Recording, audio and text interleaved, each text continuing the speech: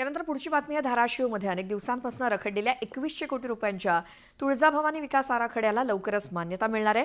राज्य सरकारच्या उच्चस्तरीय समितीनं जिल्हाधिकारी कीर्ती किरण पुजार यांच्या समवेत अधिकाऱ्यांची बैठक घेत प्रस्तावावरती चर्चा केली आणि या प्रस्तावात कुठलीच त्रुटी नसून हा प्रस्ताव आता शिखर समितीकडे पाठवण्यात येणार आहे। शिखर समिती याला लवकरच मान्यता देईल अशी माहिती जिल्हाधिकाऱ्यांनी दिली।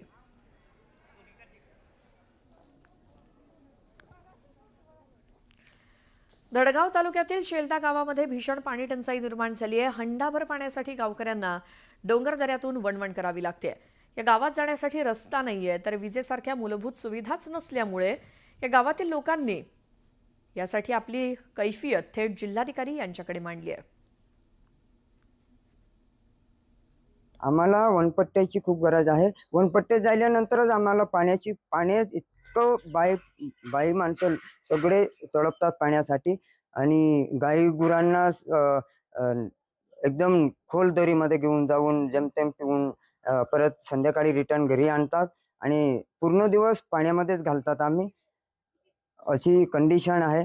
म्हणून आम्ही आज कलेक्टर मॅडमांच्या ऑफिसात आलो होतो, निवेदन मॅडमांना दिलेलं आहे।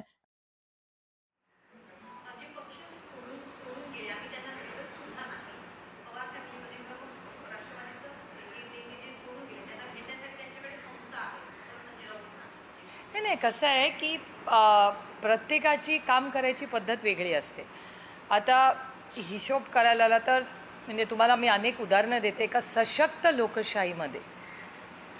लोकशाहीमध्ये डायलॉग हा असलाच पाहिजे दोन्ही बाजूनी।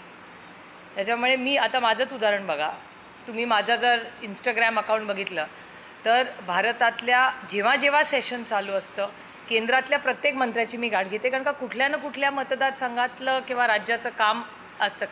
काल तर योगायोगाने ज्वेल रामजी यांच्याकडे काम होतं आपल्या बगरे सरांचं, तर आम्ही तिघं अर्धा तास काल गप्पा त्यांनी आम्हाला वेळ दिला होता।